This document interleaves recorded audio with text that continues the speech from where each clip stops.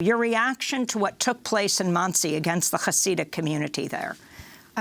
So clearly we're outraged and devastated, and the Jewish community as a whole is both in mourning and scared. And so that's very real. What is really powerful about how our community is also responding right now is that we believe that the answers to what is happening is not more policing necessarily, or not policing as the only response. And so our focus is to build solidarity with other groups targeted by anti-Semitism. So anti-Semitism is on the rise. It is in the water. It is being fueled by a white nationalist administration, and it is in the water, and it is everywhere, and it is causing a rise in hate crimes across the board. The way it shows up against Jews is different than the way it shows up against other communities, but all communities are targeted by white supremacy and white nationalism. And so our response is to come together with other communities that are targeted.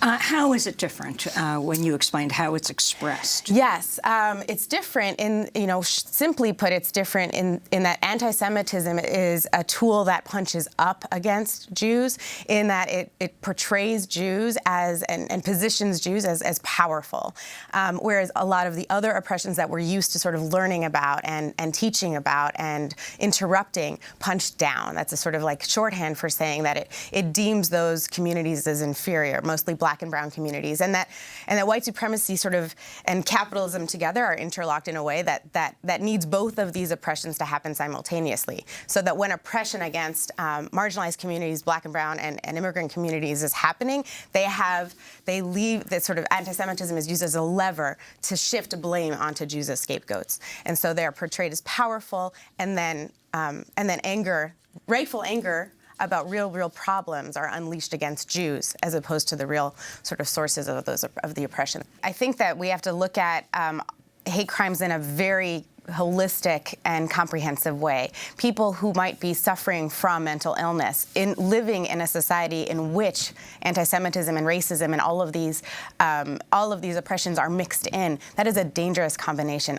Clearly, we're seeing it now because anti-Semitism has risen to the surface with the sort of bigoted rhetoric coming out of the highest offices of the land, giving permission, in a sense, to those who might be unstable to unleash. And so with our approach and the approach of grassroots community organizations to hate crimes is actually to think about what are preventive and restorative and repair approaches. So we're part of this coalition of grassroots groups, 9 groups across the city representing all targeted communities, Muslim, Jewish, LGBT, and beyond, who are seeking together a way to decriminalize, to reduce our reliance on police, which right now is the only answer.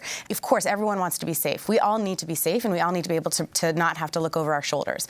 That is everyone's right. Black communities, Jewish communities, Black Jewish communities, where this overlaps. And so bringing more police into communities of color, where there are also, largely more white Jews living alongside black people, is going to continue to over-criminalize that community. And we think that will actually reduce our security and our safety. So for hate violence, the Hate Violence Prevention Initiative is looking to think about hate crimes from the perspective of what is the root of it, and how do we bring teshuva, which is a Jewish term of repair.